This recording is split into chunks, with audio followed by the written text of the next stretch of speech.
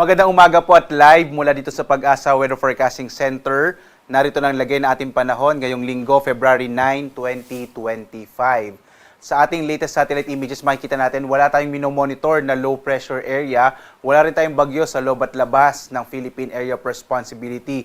Ngunit sa pagpapatuloy na epekto ng shear line, ang shear line mula ay banggaan ng mainit at malamig na hangin, magiging maulan pa rin sa malaking bahagi ng Bicol Region kasama yung Aurora, Quezon, at dahil naman sa ITCZ o Intertropical Convergence Zone ay malaking tsansa ng maulang panahon dito sa may silangang bahagi ng Visayas, kasama yung Mindanao at maging dito sa may bahagi ng Palawan. Makikita nyo may mga kaulapan dito sa may Palawan.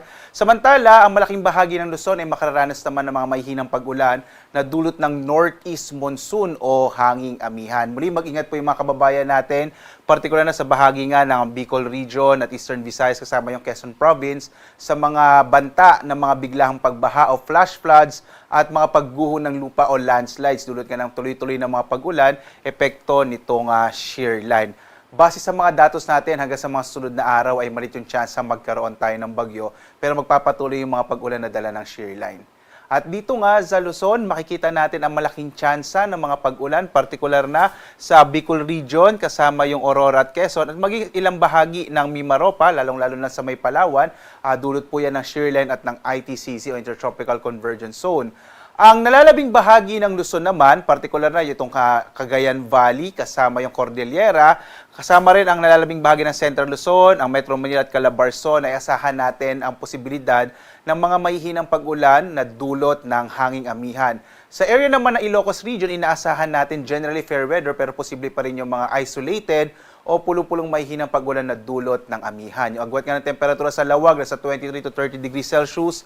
Sa Baguio, 15 to 23 degrees Celsius. Tuguegarao, 21 to 28 degrees Celsius. Sa Kamaynilaan, 23 to 30 degrees Celsius. Sa Tagaytay, 21 to 28 degrees Celsius. Habang sa Legazpi, 24 to 29 degrees Celsius. At dito sa may Palawan, Visayas at Mindanao, magpapatuloy ang mga pag-ulan na dulot ng ITCZ dito sa Palawan. At ang agwat ng temperatura natin sa Calayan Islands, 25 to 31 degrees Celsius. Sa Puerto Princesa, 25 to 30 degrees Celsius. Magiging maulan din sa may Eastern Visayas, kaya mag-ingat po yung mga kababayan natin dyan sa mga banta ng flash floods at landslides. Ang nalabing bahagi naman ng Visayas, itong Central Visayas, Negros Island Region at Western Visayas ay makararanas ng generally fair weather pero posible ang mga localized thunderstorms. Agwat ng temperature sa Tacloban ay 25 to 30 degrees Celsius. Sa Cebu, 25 to 31 degrees Celsius. Habang sa may area ng Iloilo, 25 to 31 degrees Celsius.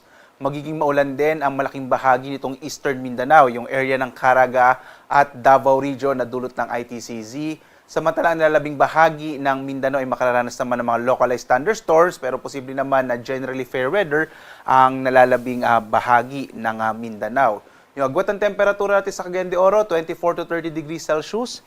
Sa Zamboanga City naman, 24 to 33 degrees Celsius. Habang sa Davao, 25 to 32 degrees Celsius.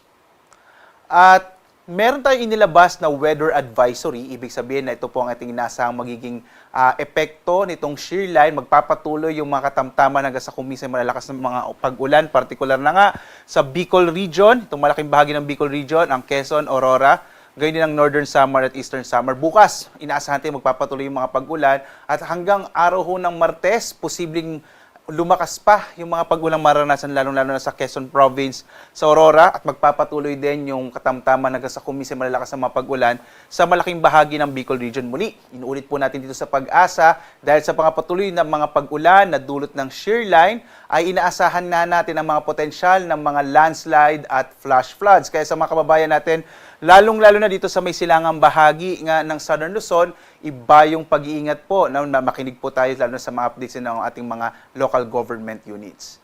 At nababanggit ko kanina pa yung amihan at dahil sa amihan may nakataas tayong gale warning sa malaking bahagi ng Luzon kasama umaabot po hanggang sa may area ng Visayas. May nakataas tayong gale warning o babala sa malalaking pag-alon ng karagatan sa may Batanes, sa Cagayan kasama Babuyan Islands, Ilocos Norte, Ilocos Sur, La Union, Pangasinan, so malaking bahagi ng Ilocos Region.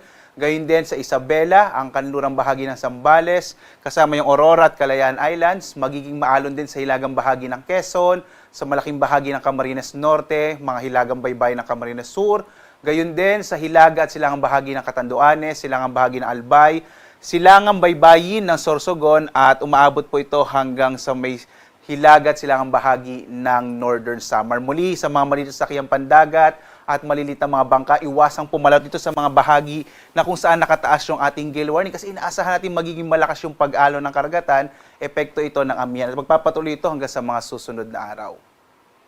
Samantala naman, ang araw natin sisikat, ganap na alas 6:22 ng umaga at lulubog ganap na 5:58 ng gabi. At muli, sundan tayo sa ating iba't ibang mga social media platforms, sa X, sa Facebook at YouTube at sa ating website, pag-asa.doc.gov.ph. Lalo na nga po, binanggit ko, magpapatuloy yung mga pag-ulan sa may silangang bahagi ng Bicol Region, partikular na sa Bicol Region, kasamang Quezon, Aurora at sa may Eastern Visayas. Kaya mag-ingat po yung mga kababayan natin dyan. At live na nagbibigay update mula dito sa Pag-asa Weather Forecasting Center. Ako naman si Obet Badrina. Maghanda po tayo lagi para sa ligtas na Pilipinas. Maraming salamat po. Magandang umaga sa inyong lahat.